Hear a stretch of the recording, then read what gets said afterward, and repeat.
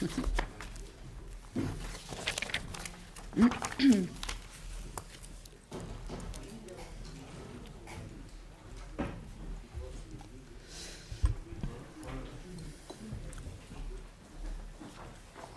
bon dia.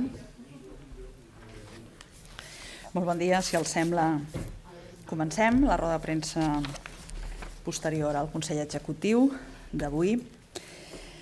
El Govern ha fet balanç dels diferents conflictes competencials que té en marxa amb l'estat espanyol i constata que es manté l'ofensiva judicial contra la Generalitat malgrat les contínues apel·lacions al diàleg que arriben del nou executiu. Avui és precisament un dia molt tossut per parlar de diàleg, també ho va ser ahir, tenint en compte que vam conèixer la confirmació de la suspensió de la carrera judicial del jutge Santiago Vidal. Avui, pel fet que aquesta tarda el Congrés de Diputats viurà un moment vergonyant amb l'aprovació del suplicatori contra el senyor Francesc Homs per haver contribuït a posar les urnes el 9 de novembre de 2014 i pel fet que hem conegut ara fa ben poca estona que la presidenta del Parlament, Carme Forcadell, haurà de comparèixer el proper dia 16 de desembre i declarar per un presumpte delicte de desobediència i prevaricació. En tot cas, i davant d'aquestes evidentíssimes contradiccions entre l'apel·lació al diàleg i els fets que dia sí dia també, tossudament anem coneixent i anem patint, l'executiu central, com els deia, en base al repàs que hem fet avui en el Consell Executiu, persisteix en la seva actitud sistemàtica de deslleialtat institucional en relació a l'autogovern de Catalunya. Es mantenen en tràmit al Tribunal Constitucional fins a 18 recursos d'inconstitucionalitat o conflictes de competència contra normes catalanes, entre les quals algunes de ben conegudes, com les que fan front a l'emergència per pobresa energètica o l'impost sobre els habitatges buits. La meitat d'aquests recursos han estat presentats en aquest darrer any.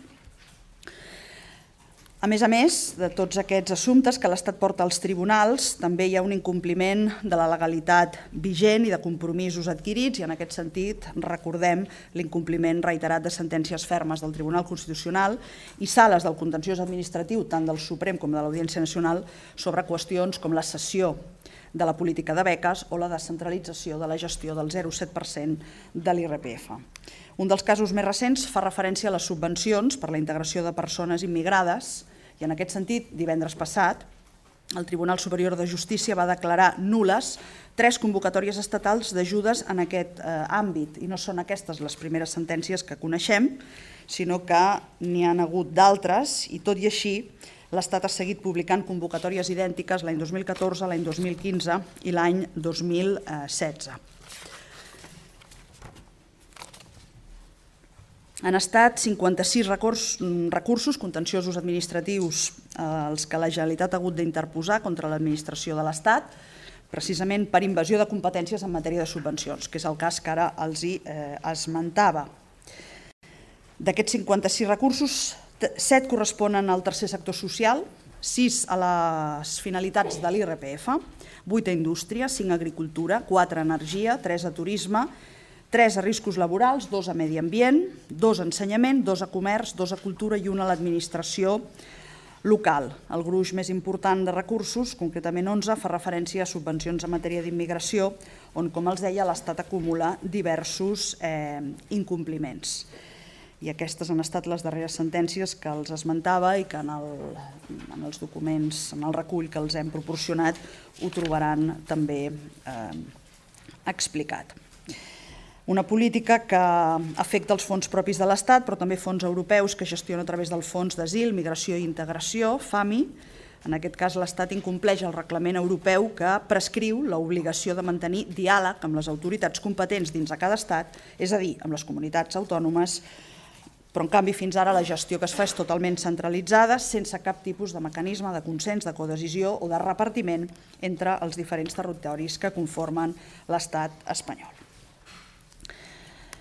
Pel que fa als acords pròpiament de govern, el govern ha aprovat la renovació del conveni que anualment subscriu amb l'Estat per la gestió de beques i ajuts a l'estudi, un conveni corresponent a l'any 2016-2017, un procediment per a la distribució de la quantia variable de beques i ajuts que consistirà en que la GAUR i el Departament d'Ensenyament comunicaran al Ministeri d'Educació, Cultura i Esport les dades dels beneficiaris de les beques un cop adjudicades per poder calcular els paràmetres de la forma de distribució de la quantia variable. El conveni preveu la possibilitat de realitzar assignacions provisionals per tal d'avançar en el cobrament de la beca, i tot i que aquest nou conveni incorpora la doctrina d'una sentència del Tribunal Constitucional que és favorable també a Catalunya, continua, insistim, l'incompliment reiterat pel que fa al traspàs de competència en beques i ajuts a l'estudi, i per aquest motiu hem de continuar signant un conveni de col·laboració quan el que es tractaria és de poder procedir a rebre uns recursos com a conseqüència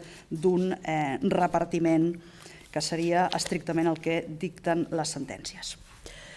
El govern ha aprovat també i encarregat a l'empresa forestal catalana SA el Pla d'actuacions d'obres forestals 2016 i la seva actualització del 2015 per import de 11 milions d'euros, dels quals 7 s'han d'executar en el període 2016-2018.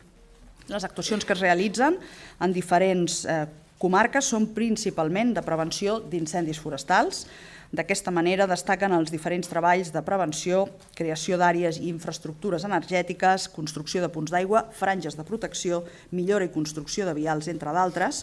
Totes aquestes actuacions estan encaminades a reduir i minimitzar l'emergència produïda pels incendis forestals. En virtut d'aquest acord, el govern autoritza el Departament d'Agricultura, Ramaderia, Pesca i Alimentació per poder realitzar aquestes despeses i per prioritzar i planificar una sèrie d'inversions a través de la Direcció General de Forest que tenen com a objectiu determinar i executar cada obra en un àmbit territorial diferent, amb una planificació integral que permet la identificació de les principals infraestructures estratègiques arreu del país. El govern ha aprovat el decret d'obligacions d'informació de caràcter econòmic de les mutualitats de previsió social i altres entitats asseguradores supervisades per la Generalitat de Catalunya, un decret que adapta a la directiva europea Solvència II les informacions de caràcter econòmic i comptable que les mutualitats d'àmbit competencial català trameten trimestralment i anualment al Govern de la Generalitat. Aquest és un marc regulador per les entitats asseguradores europees des de l'1 de gener de 2016 que redefineix els requisits de la tramesa d'informació de les mutualitats de previsió social vers el supervisor. En l'àmbit competencial català, a més d'adequar aquestes obligacions d'informació, el decret amplia l'abast a d'altres entitats asseguradores sobre les que la Generalitat també té competències de supervisió i recordar que el sector mutualista català agrupa un total de 35 entitats amb un volum d'actius total de 564 milions d'euros i un volum de primes d'assegurança recaptades de 120,8 milions. El govern ha autoritzat a l'Agència Catalana de Cooperació al Desenvolupament a signar un marc formal de cooperació amb el Departament d'Afers Exteriors del Govern de Flandes i l'entitat Actionet de Moçambic per l'impuls del projecte Accelerant els drets de les dones i nenes. Amb aquest conveni directe, el govern referma el seu compromís amb la col·laboració i amb la cooperació al desenvolupament a Moçambic, un projecte que té una dotació total de 500.000 euros, dels quals el govern de Flandes n'aporta 400.000, la resta el govern de Catalunya, i en aquest sentit s'ha identificat una entitat moçambiquesa, la qual treballa al país des de l'any 98, que portarà a terme la coordinació entre els actors implicats. Recordar que Moçambic és un dels 13 països prioritaris per a la cooperació catalana, d'acord amb el que estableix el Pla Director de Cooperació al Desenvolupament pel període 2015-2018. El darrer acord que els relaciono avui també té a veure amb l'Agència Catalana de Cooperació al Desenvolupament.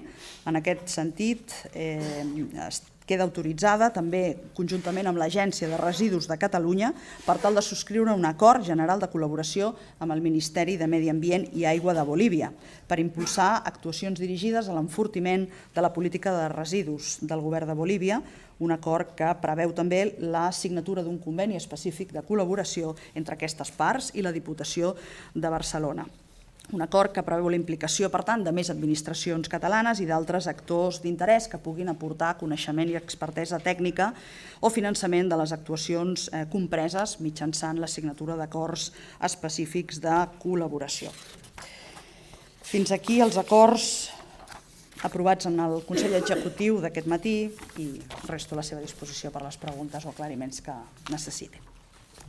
Sí, portaveu, li volia demanar, ja ha fet referència breument sobre la situació a declarar al TCJ. M'agradaria saber si s'esperaven aquesta notícia, aquesta citació, i que fos en breu, que serà el 16 de desembre.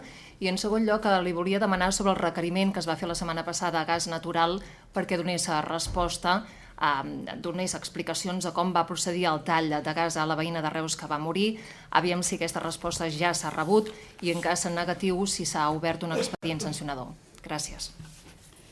Bé, pel que fa a la informació de la data del 16 de desembre, per tal que comparegui la presidenta del Parlament de Catalunya, no podem dir que sigui una sorpresa, tenint en compte la bel·ligerància amb què des d'una perspectiva judicial s'està produint aquesta persecució de càrrecs electes, de càrrecs institucionals. Els deia a l'inici, ahir vam conèixer la confirmació en el cas de la suspensió del jutge Santiago Vidal, i avui assistirem al que sabem com acabarà, que és amb l'aprovació d'aquest suplicatori pel que fa a la persona de Francesc Homs. Que no ens sorprengui no vol dir que no deixem de considerar que són uns fets gravíssims, gravíssims en democràcia, un cas sense precedents, tenint en compte que es tracta de la presidenta d'un Parlament escollit democràticament, que no ha fet altra cosa que promoure el debat parlamentari i, per tant, fer funcionar una cambra sobirana com és el Parlament de Catalunya amb la màxima normalitat. Gravíssim i també absolutament contradictori amb tots els discursos de diàleg i d'entesa que en les darreres setmanes i dies van arribant per part de diferents representants del govern, del nou govern de l'Estat. En relació a Gas Natural i el requeriment, efectivament, recordaran vostès, va ser aquí mateix dimarts passat, que el conseller d'Empresa i Coneixement anunciava que s'havia donat un termini de 5 dies per tal que l'empresa subministradora pogués aportar la documentació que considerés oportú en relació al tall de subministrament que s'havia produït a Reus. Aquest termini finalitza avui dimarts a les 12 de la nit, per tant encara no ha finalitzat. En cas que l'empresa no aporti cap tipus de documentació, s'obrirà l'expedient sancionador, s'incoarà aquest expedient sancionador i si aporta documentació, lògicament s'analitzarà aquesta informació aportada per l'empresa. Des del govern ens mantenim amb el nostre posicionament de que la llei és molt clara. La llei és molt clara i deixa de manera molt explícita que no es pot produir un tall de subministrament sense comunicació prèvia als serveis socials dels ajuntaments. I tot sembla indicar que hi ha hagut un incompliment per part de l'empresa subministradora, per part de Gas Natural, en relació a aquests fets. Però insisteixo, el període finalitza avui, concretament a les 12 del vespre. Sí, portaveu, aquí. Sí. Enric Millo deia avui que estava disposat a reunir-se amb entitats sobiranistes com l'AMI. Vist els temes oberts amb els ajuntaments, creieu que això és un gest més de diàleg, com ara feia referència, o que realment és un canvi, almenys en aquest sentit, a nivell municipal? Bé, només sentim paraules. Una i una altra vegada, invitacions al diàleg i a l'entesa, però el que necessitem són fets. I el senyor Enric Millo, nou delegat del Govern de l'Estat a Catalunya, té una magnífica oportunitat per passar de les paraules als fets i per passar pàgina del que ha estat la gestió de la seva antecessora, de la senyora María de los Llanos de Luna. I en aquest sentit és molt positiu que ell manifesti aquesta voluntat de trobar-se amb les entitats sobiranistes, però el que li demanaríem és que, en tot cas, acabés amb la persecució dels electes i dels ajuntaments catalans, que és allò que ha caracteritzat a la seva predecessora fins ara. Però crec que el més important, que val la pena destacar, és que les invitacions al diàleg estan molt bé, però cauen amb sac trencat quan les contraposem amb les accions. Fins ara no hem tingut cap mostra que vagi més enllà d'això, de les paraules. Insisteixo en els fets que avui estem comentant i que són d'actualitat. Suplicatori, Congrés dels Diputats, senyor Francesc Homs, declaració de la senyora Carme Forcadell, presidenta del Parlament de Catalunya, el proper dia 16, o tota l'activitat que l'anterior delegada del govern ha mantingut en contra dels ajuntaments catalans i d'electes catalans. Sí, portaveu, dels 46 punts que el president va entregar al president espanyol, el primer parlava del dret a decidir i l'últim parlava de la judicialització de la política. Si no hi ha novetats pel que fa a l'actitud del govern espanyol respecte a aquests dos punts, creu el govern català que hi ha opcions de diàleg fructífer en els altres 44? O si no hi ha novetats en aquests dos punts, es considera que no hi ha opcions d'avançar en la resta de matèries? Miri, els 46 punts, com vostè deia, són molt diversos. Hi ha aspectes que són molt concrets i que estan molt relacionats amb actuacions sectorials molt concretes. Podem parlar, per exemple, dels traspassos de rodalies, d'aspectes relacionats amb l'àmbit de l'ensenyament, per exemple, o amb l'incompliment de la llei de la dependència, de les aportacions que Estat i Generalitat han de donar en aquesta llei. L'aspecte relacionat amb la judicialització de la política i, per tant, el recurs constant als tribunals, la suspensió de normes aprovades pel Govern de la Generalitat o pel Parlament de Catalunya, revesteix una gran gravetat. Però el Govern de l'Estat, més enllà de fer aquestes crides i proclames al diàleg, té l'oportunitat de demostrar si això va de debò o si continua sent una mera operació de maquillatge i un brindis al sol. Rebaixant aquesta conflictivitat, complint les sentències que dia sí, dia també van apareixent i que donen la raó al Govern de la Generalitat en defensa de les seves competències, com les que abans els comentava en matèria de subvencions a la integració de les persones immigrades.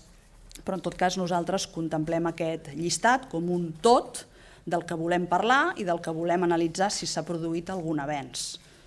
El més trist és que fins ara no s'ha produït cap avenç en cap dels 46 punts.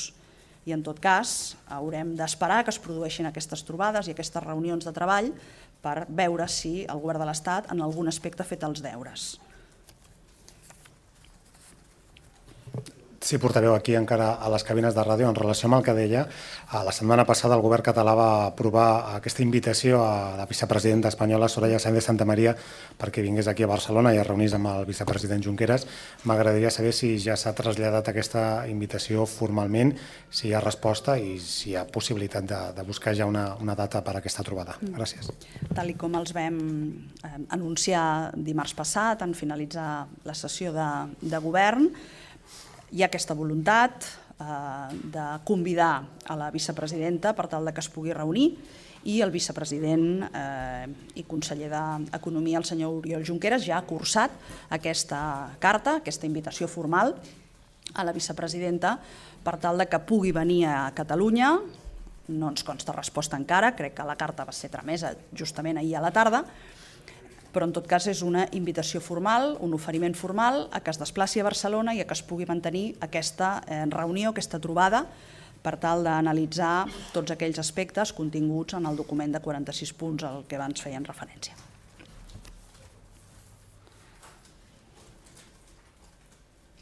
Què més? Hi ha alguna pregunta més a les ràdios? Doncs passem al davant. Sí, bon dia, conseller, gràcies. Li volia preguntar com interpreta el govern el missatge de la CUP d'aquestes últimes hores. O sigui, el govern en aquests moments està convençut de poder aprovar els pressupostos després del que sentíem del senyor Salellas ahir a TV3 dient que en garanteixen la tramitació però que aquests comptes no són els seus?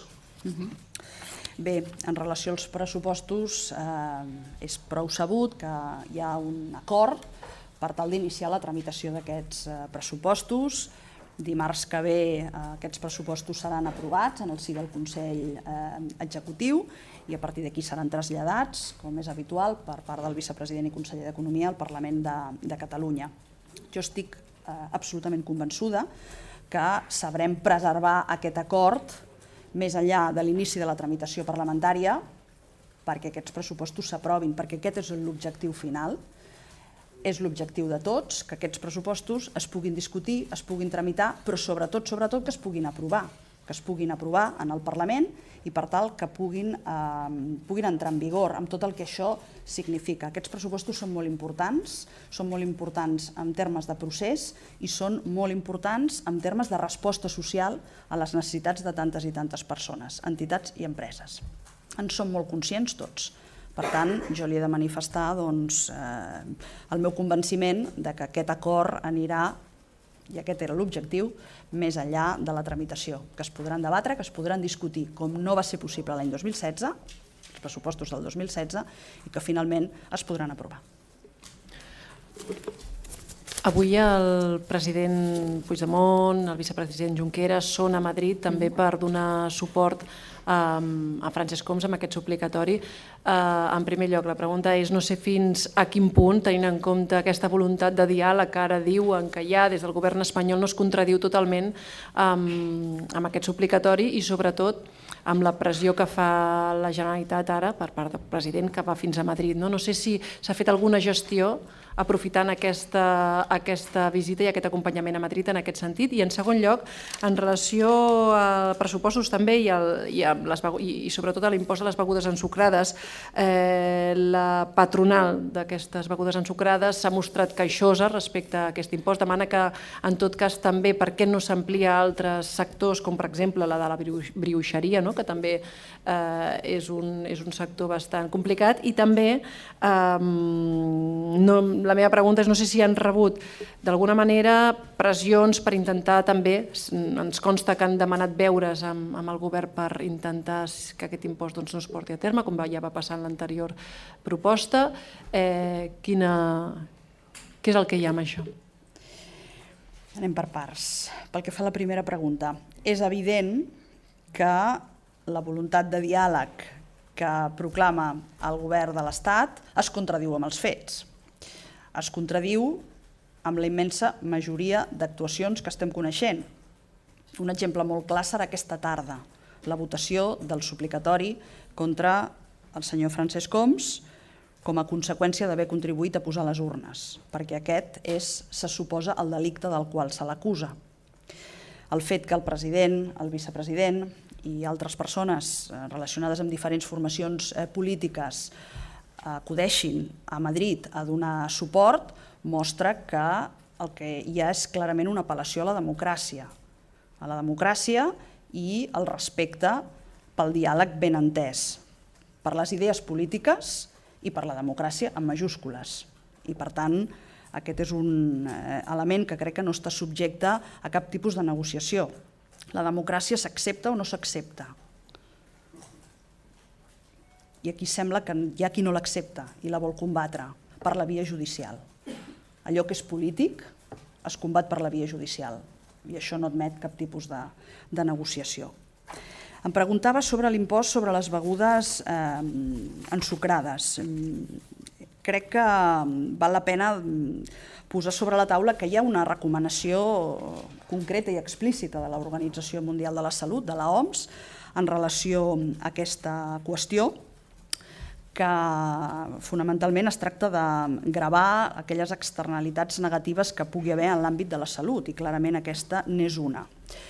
No es tracta d'un fet aïllat, que a Catalunya el govern es plantegi novament i tiri endavant una proposta per tal de gravar les begudes ensucrades, perquè ja hi ha diferents països europeus, en el cas del Regne Unit, per exemple, aquesta qüestió està en tramitació al Parlament, i en altres llocs del planeta, concretament als Estats Units, també s'han iniciat iniciatives d'aquestes característiques en diferents estats i en diferents ciutats. Per tant, nosaltres defensem l'oportunitat d'aquest impost, ho fem amb el convenciment i amb el recolzament que suposa que hi hagi una recomanació, insisteixo, de l'OMS, però és evident que oferim diàleg al sector que pugui entendre que es veu afectat i estic convençuda que es produirà aquest contacte i aquest diàleg per tal de poder compartir aquestes visions que nosaltres, insisteixo, defensem. Però heu rebut formalment aquesta queixa per part de la patronal i si us plantejaríeu també ampliar-ho a altres sectors, com també recomana l'OMS, respecte, per exemple, a la bruixeria o En altres aquests coses. moments, el que seria l'arquitectura d'aquest impost està definit d'aquesta manera, tal com s'ha conegut a través de la llei de mesures, i en tot cas no em consta expressament la trucada d'aquest àmbit, d'aquest sector empresarial. L'he conegut a través dels mitjans de comunicació, però en tot cas insisteixo, i com amb tantes altres coses, doncs estem oberts a explicar-ho com faci falta. Li volia preguntar... Sí. Li volia preguntar per l'acord al País Basc del PNB amb el PSE. Si creuen que el PSE s'ha compromès a respectar l'ordre jurídic. No sé si veuen un exemple a seguir o es podria reconduir la situació a Catalunya seguint aquesta situació al País Basc, o aquí podria canviar les coses per seguir aquesta via de respectar l'ordre jurídic. El que li he de dir clarament és que desitgem molta sort a les formacions polítiques que signen aquest acord, el Partit Nacionalista Basc i el Partit Socialista d'Euskadi, i ho dic de debò, els desitgem molta sort en aquesta nova legislatura, però vostè sap perfectament, i sempre ho hem dit, que les diferències entre el País Basc, entre Euskadi i Catalunya són notables des de molts i molts punts de vista. Només constato allò que és una realitat diferent. No he pogut aprofundir gaire en el text d'aquest acord. Crec que es parla també d'un respecte al dret a l'autogovern, es parla d'una reforma constitucional, es parla de l'Estatut. Nosaltres hem tingut experiències, no cal que li detalli ara, que han acabat molt malament pel que fa a una reforma estatutària. Per tant, des de la diferència, però des del màxim respecte pels acords que arriben formacions polítiques a cada territori, doncs no crec que pugui anar més enllà ara per ara amb aquesta valoració.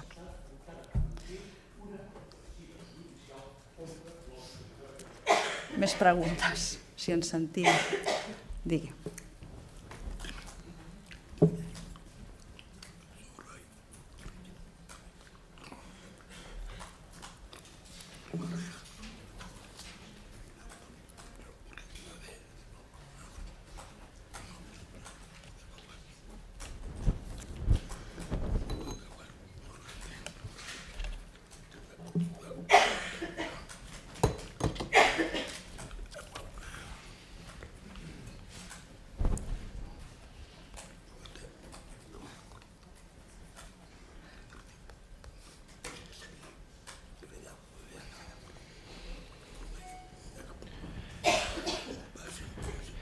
Dues preguntes. La primera en relació al nomenament de la vicepresidenta Soraya Sáenz de Santamaría com a interlocutora. Quin grau d'esperances tenen que la relació sigui millor que amb l'anterior govern, sent la persona designada que els antecedents no són gaire positius? I en segon lloc, l'enquesta de la setmana passada del CIS que diu que per primera vegada que hi ha hagut un canvi de tendència en els votants a favor de la independència. Si el govern, quina valoració en fa i si creu que n'hi hauria de falta feina per fer més pedagogia per part del govern en aquest sentit? Bé, en relació a la vicepresidenta Soraya Sáenz de Santamaría, crec que poca cosa puc afegir al que ja en els darrers dies hem explicat respecte al nou govern i els diferents rols que es van dibuixant. La vicepresidenta, i això forma part de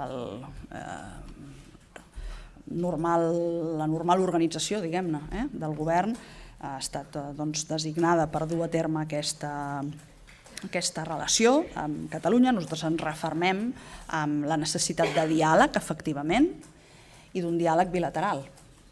Un diàleg que estem reclamant des de fa més de 5 anys, amb molta intensitat, demanant que el govern de l'Estat s'assegui a la taula, però en aquests moments encara no hi ha ningú assegut a la taula, excepte el govern de Catalunya. Per tant, igual que abans m'he referit al nou delegat del govern a Catalunya, el senyor Enric Millo, el mateix crec que és vàlid per la senyora vicepresidenta en el sentit que ens calen fets i no tantes paraules. L'apel·lació al diàleg, si no va acompanyada de fets concrets, doncs és una apel·lació absolutament buida que no ens genera cap confiança. Preguntava també per l'enquesta del CEO, que es va fer pública el passat divendres. En aquest sentit, puntualitzar que el que constata i el que reflexa aquesta enquesta és que els favorables a l'opció per la independència han baixat 3 punts respecte a l'anterior onada. Igual que ha succeït en altres ocasions en què es produeixen aquestes oscil·lacions, estem parlant d'oscil·lacions que entren dins del marge d'error de la pròpia enquesta, i això ho diu la pròpia enquesta també. Estem parlant d'oscil·lacions molt petites. També constata l'enquesta que hi ha una opinió majoritària respecte que Catalunya pateix un nivell molt insuficient de l'autogovern i estem convençuts que més enllà de la pedagogia que fa aquest govern, pedagogia que ha d'anar acompanyada d'accions per tal de, lògicament, incrementar aquesta majoria social que és necessària per poder afrontar el repte que té aquest moment polític en concret. En tot cas, és una enquesta que analitza comportaments, fa valoració de líders, per tant, és una enquesta molt i molt completa, un dels aspectes de la qual té a veure, insisteixo, amb aquest fet que vostè destaca, però que s'hauria d'emmarcar amb unes oscil·lacions que són i es mantenen molt petites. Sí, portaveu, vostès creuen realment que la lluita antifranquista es pot equiparar al procés? Això seria una pregunta. I la segona, quan vostès parlen de diàleg, perquè ara també ha insistit, volem un diàleg bilateral, fa 5 anys que ho demanem, dialogar sobre què? Perquè clar, el president de la Generalitat, l'anterior president de la Generalitat, el 2012, el 20 de setembre, va a Madrid, es reuneix a la Moncloa, surt d'allà, fa una roda de premsa a la Blanquerna i diu nosaltres marxem. Llavors dialogar què? És com ara, vostès han dit nosaltres farem un referèndum sí o sí. Llavors dialogar què? És evident que l'Estat no autoritzarà un referèndum. Una altra cosa és que digui impacte fiscal, noves competències, reconeixement, reforma de la Constitució i tal. Però com vostès parlen de dialogar, exactament a què es refereixen? Molt bé. En relació a la primera pregunta, i suposo que com a conseqüència de que diumenge era 20 de novembre i per tant l'aniversari de la mort del dictador, però també una data que serveix per homenatjar les persones que han lluitat i que han patit la dictadura franquista. Malauradament, en els darrers temps, i tenint en compte el context del procés que viu Catalunya, hem continuat assistint a accions, a decisions i a declaracions que tenen tics absolutament franquistes. Sense anar més lluny, les paraules del president de la Fundació Francisco Franco, també del darrer cap de setmana. Només les puc titllar de declaracions amb tics feixistes, que són absolutament intolerables en ple segle XXI i en un estat que es vol democràtic. Pel que fa al diàleg, sobre què volem dialogar? Doncs sobre tot. Volem dialogar sobre tot, sense línies vermelles i sense cap tipus d'imposició sobre allò que es pot discutir o que no es pot discutir. Un petit matís. Quan el president Mas va anar a la Moncloa, vostè ara hi feia referència, no va entrar i va sortir. No va entrar i va sortir i va dir marxem. Va portar una proposta per discutir, per negociar un nou pacte fiscal per Catalunya. Una proposta que venia consensuada amb tot un seguit de formacions polítiques, però també forces socials i econòmiques del país. M'estic referint a les organitzacions sindicals i empresarials. Per tant, amb una majoria social i econòmica molt clara i molt sòlida. No va entrar i va sortir. Va plantejar l'oferiment d'un diàleg sobre aquesta qüestió i el que hi va haver va ser un mur immens, com en tantes i tantes altres ocasions, però també aquell dia, parlant del pacte fiscal. Pacte fiscal, no referèndum, no independència, pacte fiscal. El que volem discutir, el que volem negociar, el que volem parlar amb el govern de l'estat espanyol és sobretot sobre la possibilitat de celebrar un referèndum perquè la ciutadania pugui escollir el seu futur, sí. però també sobre qüestions que afecten el dia a dia de la ciutadania, que estan contingudes, moltes d'elles en aquests 46 punts. També volem parlar d'això. I fins ara no hem pogut parlar de res, perquè per parlar hi ha d'haver algú a l'altra banda de la taula, i a l'altra banda de la taula, com els deia fa un moment, no hi ha ningú. Fins ara no hi ha hagut ningú. Què més? Sí, respecte al cas de Reus, consellera, Sí. dues qüestions. Una, si en aquesta investigació d'ofici que el conseller Baiget crec que va indicar la setmana passada, si estan detectant que més enllà del cas concret i dramàtic de Reus hi ha altres situacions en les que es produeixen talls sense comunicació prèvia, és a dir, si això està passant. I la segona, que és una qüestió també no nova, i que és la implicació econòmica de les companyies subministradores en el fons dotat pel govern contra la pobresa. En quina fase està això? Bé, jo en cap cas puc afirmar que estem detectant que circumstàncies d'aquestes s'estan produint o s'estan repetint. El que és clar és que volem esbrinar què ha passat en aquest cas tan desgraciat que va succeir a Reus la setmana passada, i per això s'ha obert aquest període que, com deia, finalitza aquesta nit, aquesta matinada, per tal, a partir d'aquí, de poder incoar un expedient que ens ajudi a clarificar què ha succeït i si hi ha responsabilitats, evidentment, depurar-les. Dit això, vostè sap que en els darrers dies hi ha hagut també trobades entre el propi conseller d'Empresa i Coneixement, en aquest cas, i representants d'entitats socials que han abanderat la lluita contra la pobresa energètica i que han estat els impulsors, per exemple, de la ILP que va aprovar el Parlament de Catalunya. I a partir d'aquí el que s'ha acordat és que hi haurà una intensificació de les inspeccions, que es treballarà per millorar els protocols de prevenció, en aquest cas conjuntament amb els serveis socials, i que continuarem treballant, poden estar segurs, per tal que es puguin signar els convenis, els acords que la pròpia llei estableix que s'han de buscar amb les companyies subministradores. Creiem que això entra clarament dins del marc de responsabilitat empresarial i de la mateixa manera que s'ha pogut fer molt bona feina amb les empreses subministradores d'aigua, en cap cas llancem la tovallola per tal que aquests convenis es puguin signar també amb les empreses subministradores de gas i d'energia, i seguirem insistint en aquest sentit.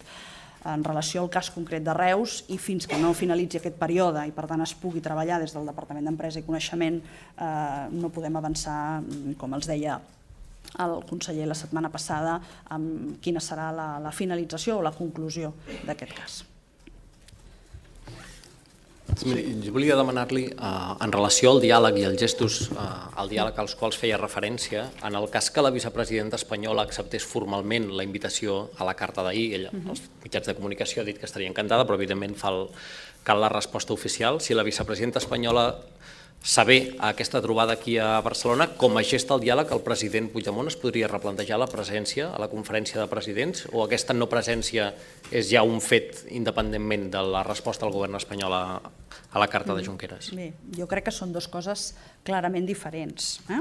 La invitació a la vicepresidenta per tal que es produeixi aquesta reunió aquí a Barcelona, que ja s'ha cursat, efectivament la vicepresidenta va anunciar que vindria encantada, doncs esperem que sigui així i que aquesta reunió es produeixi el més aviat possible.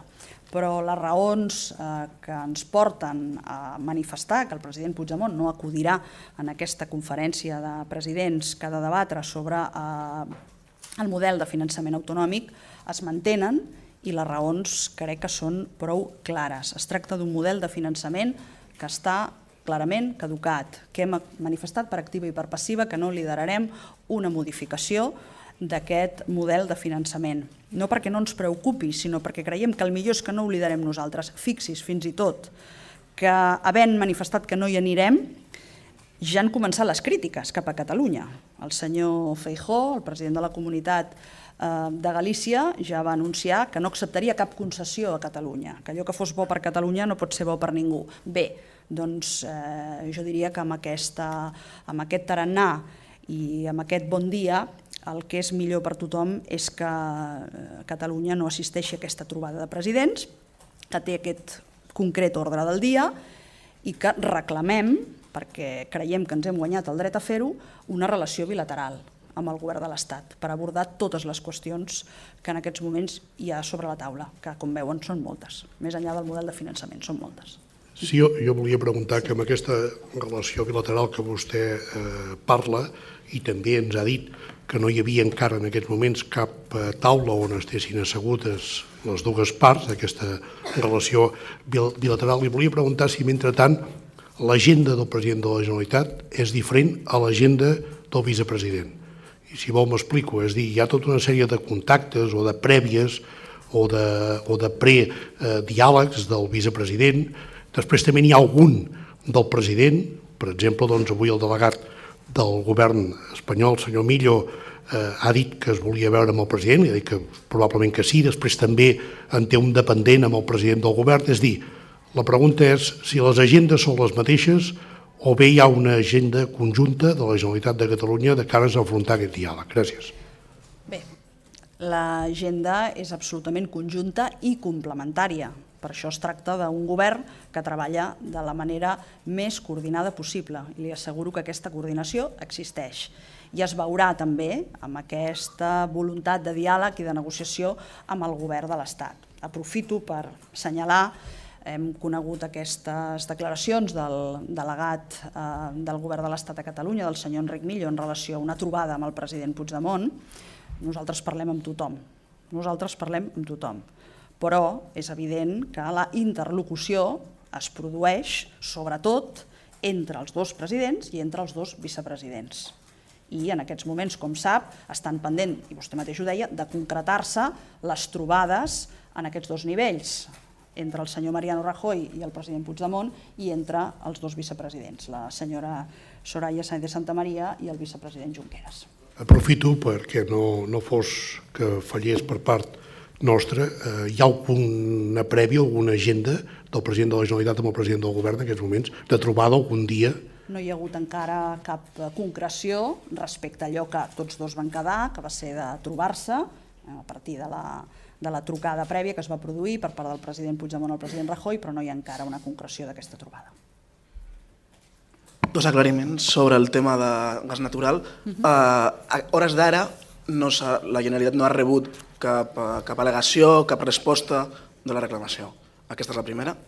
I la segona seria, si s'incoessin un expedient, seria per fets greus o molt greus, perquè el Codi de Consum deixa oberta aquesta possibilitat de que sigui per diferents graus. Gràcies.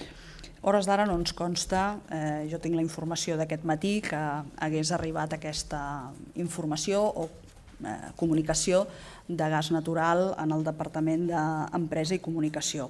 De la mateixa manera, sap greu tornar a insistir que la valoració de quin serà concretament aquest expedient sancionador, que no es pot incoar fins que finalitzi el període d'aquests 5 dies, i aquest període encara no ha expirat, per poder entrar, diguem-ne, a clarificar de quins fets estem parlant i quina gravetat mereixen en relació al Codi de Consum que així els tipifica. El que insisteixo és que tot sembla indicar que aquesta comunicació, que és obligada segons la llei i obligada segons el protocol que la desenvolupa, no es va produir, i el que haurem és de respectar aquest procediment, que lògicament és un procediment que té les seves garanties per a totes les parts i de la que seran convenientment informats. Sí, aquí. Volia demanar respecte a la relació bilateral que demanen amb el govern de l'Estat, si han tingut, si tenen esperances fundades o si els han fet arribar que això és possible o no, o com està la situació.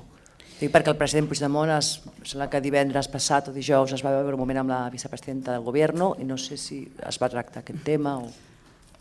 Va ser una trobada en el si d'un acte, com vostès saben perfectament. No va ser una trobada, no va ser una reunió, sinó que va ser, podríem dir, una coincidència de totes dues persones i moltes altres en un acte molt i molt concret. Miri, més enllà de les esperances, de les expectatives, insisteixo, el que calen són fets, el que calen són concrecions, tant de la voluntat de diàleg com si aquest diàleg es pot desenvolupar en termes de bilateralitat, que és el que estem demanant i el que creiem que pertoca tenint en compte el camí que hem fet fins aquí. Poc més puc afegir, que no quedi en el terreny de les opinions i de les impressions, perquè no estem aquí, el que necessitem són fets. Sí, una cosa, en el pacte amb la CUP es va dir que un cop es donés conformitat a superar la totalitat dels pressupostos es convocaria una cimera pel referèndum i també es desencallaria l'organització per part del vicepresident Junqueras, qui és l'encarregat d'organitzar aquest referèndum. No sé si això s'ha fet algun pas, s'està pendent que hi hagi algun pas més al Parlament per als pressupostos o s'està pendent també d'aquest diàleg bilateral que s'està reclamant? Sí, aquest compromís en relació a l'organització d'aquesta cimera forma part d'una resolució que s'ha aprovat en el Parlament de Catalunya, per tant li donem tot el valor i la importància que té i complirem amb aquest compromís de convocar aquesta cimera. El termini que es va fixar en la pròpia resolució és abans del 31 de desembre i abans del 31 de desembre la voluntat i és tota que aquesta cimera es pugui celebrar.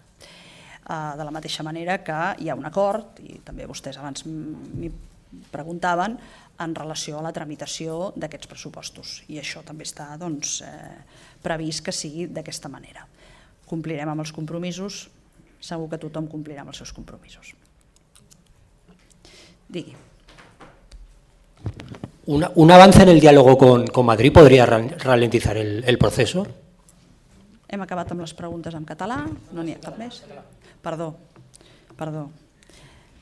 Si podia ralentitzar, m'ha dit, el procés? Un avance del diálogo con Madrid.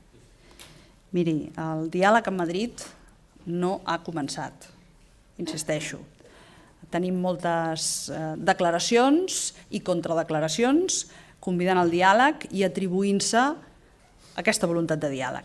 Però al govern de l'Estat li queda molta feina per fer, molts deures per fer, per posar-se al nivell del govern català pel que fa al diàleg i a l'oferiment franc de diàleg, sobretot. El procés avança, el procés està sustentat per una majoria parlamentària sòlida, tots som molt conscients de la feina que resta per fer i forma part també dels compromisos que hem adquirit en seu parlamentària iniciar un procés de diàleg i de negociació amb el govern de l'Estat per tal de poder realitzar un referèndum. Això ho sabem tots i també ho sap el govern de l'Estat. Estem aquí amb aquesta voluntat de parlar de tot, d'això, dels 46 punts i al mateix temps amb un procés que camina i que avança a Catalunya. Més preguntes? Sí? Vostès? Una pregunteta? Ah, perdó. Sí, tant. Un aclariment. Sí.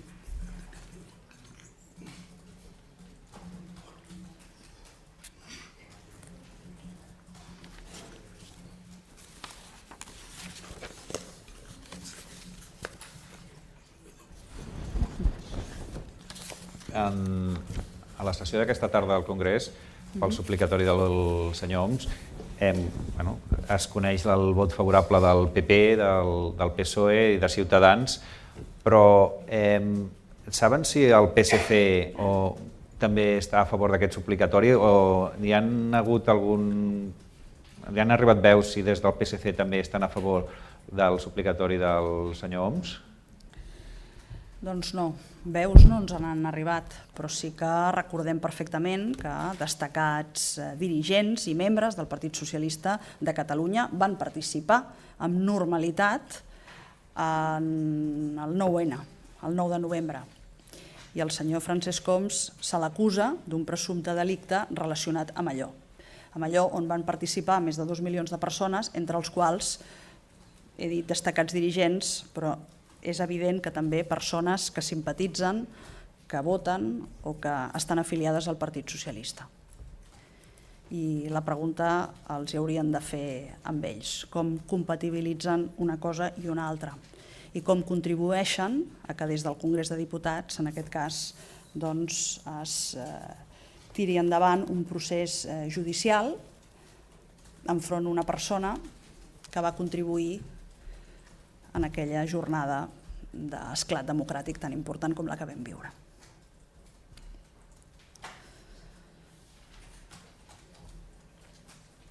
Hi ha alguna pregunta més? No? No? Doncs digui.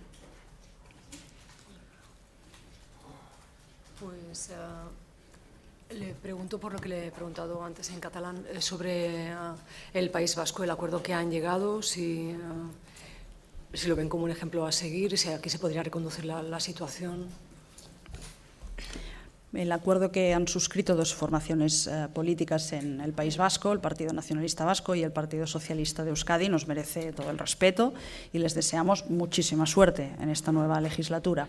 Eso vaya por delante, pero también permítame que le diga que existen diferencias que son evidentes entre la situación política de ambos territorios. No conozco con profundidad los términos de este acuerdo. Creo recordar que hace referencia al respeto por el autogobierno, a la reforma constitucional, el estatuto, etc. Bien, nosotros en Cataluña tenemos una experiencia propia particular y muy negativa en relación a la reforma de un estatuto. Pero desde luego insisto que son situaciones diferentes y por lo tanto creo que mi valoración debe quedarse ahí.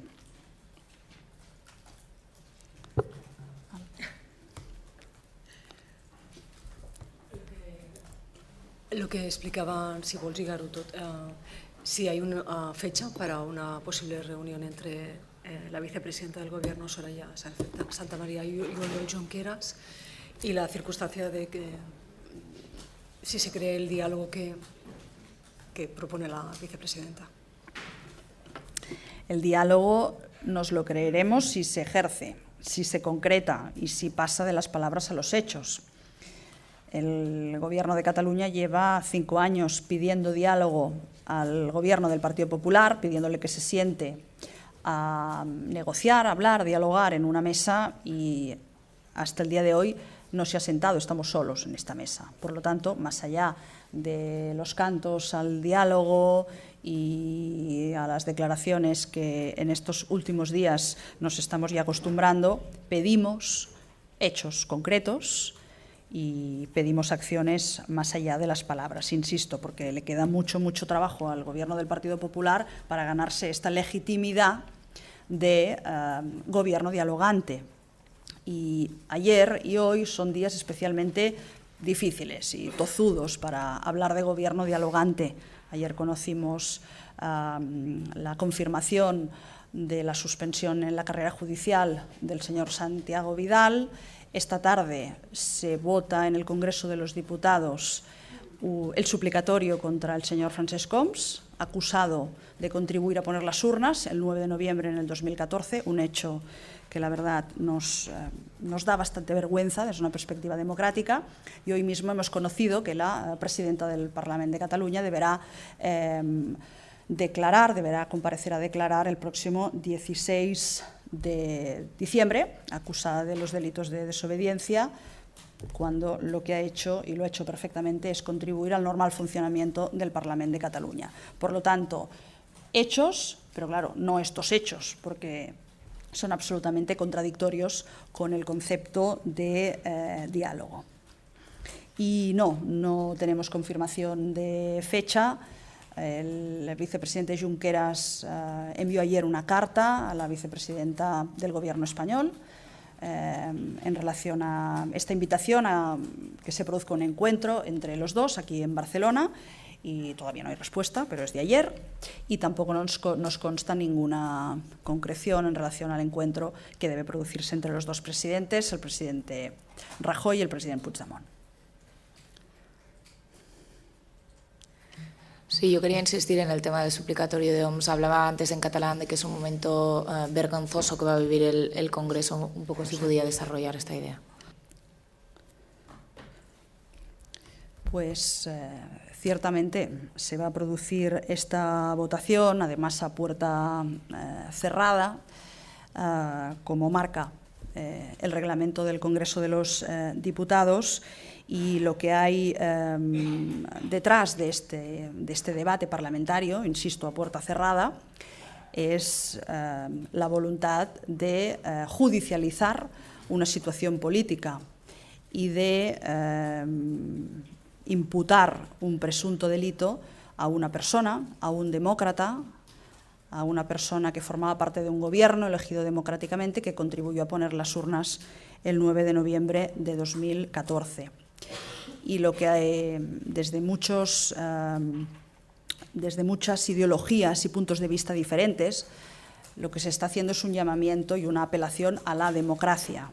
Y ello justifica que diferentes personas y diferentes formaciones políticas están dando su apoyo al señor Francesc Homs. Para recuperar el tema de Reus, saber en qué situación está, si se había presentado algún tipo de documentación y cuál es la postura, si la mantiene. Sí, recordarán que el conseller d'Empresa, Jordi Baiget, el martes pasado anunciaba que se había dado un plazo de 5 días a la empresa suministradora, a Gas Natural, para que pudiera aportar la documentación que estimara conveniente. Este plazo finaliza hoy, martes a las 12 de la noche. No nos consta que se haya aportado ninguna información. Si esto fuera así, se incoaría ya de inmediato el expediente sancionador, y si se presenta alguna documentación, lógicamente se estudiará. Pero el Gobierno está convencido de que existe una ley que es muy clara, una ley vigente, una ley en vigor que es muy clara y que expresamente prohíbe que se puedan realizar cortes de suministro sin previa comunicación a los servicios sociales para poder acreditar la vulnerabilidad de las personas. Y todo parece indicar que esta comunicación no se produjo, por lo tanto que estamos ante un muy posible incumplimiento de una ley vigente, clara, meridiana, y que cuenta además con un protocolo que la desarrolla en relación a esta comunicación, en virtud del principio de prevención, precisamente para evitar, porque este era el objetivo muy claro del Gobierno y del Parlamento de Cataluña, de que se produjeran estos cortes a familias vulnerables. Sobre los presupuestos y la postura de la CUP, y yo ya termino, decía que será un acuerdo que irá más allá. Sí, es sabido que existe un acuerdo para iniciar la tramitación de estos presupuestos, que van a ser aprobados en el Gobierno el próximo martes, el martes 29 de noviembre, y de la misma manera estamos convencidos que vamos a preservar este acuerdo para que los presupuestos no solo inicien su tramitación y se discutan en el Parlamento de Cataluña, sino que se aprueben y puedan entrar en vigor, porque todos sabemos que son unos presupuestos indispensables, tanto desde una perspectiva del proceso que vive Cataluña como para dar respuesta a las necesidades sociales de las personas, de las entidades y de las empresas. Esa es la gran, tremenda importancia en este doble sentido de los presupuestos. Ara sí, hem acabat? Molt bé, gràcies. Bon dia.